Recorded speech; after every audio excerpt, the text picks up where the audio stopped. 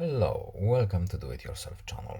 Today I will show you where to find the option and how to turn off bold font style option in Samsung Galaxy A55. So where to look for font options and settings. So settings, then we are looking for our display options menu, and in here we have font size and style menu, and here at the top we have our example.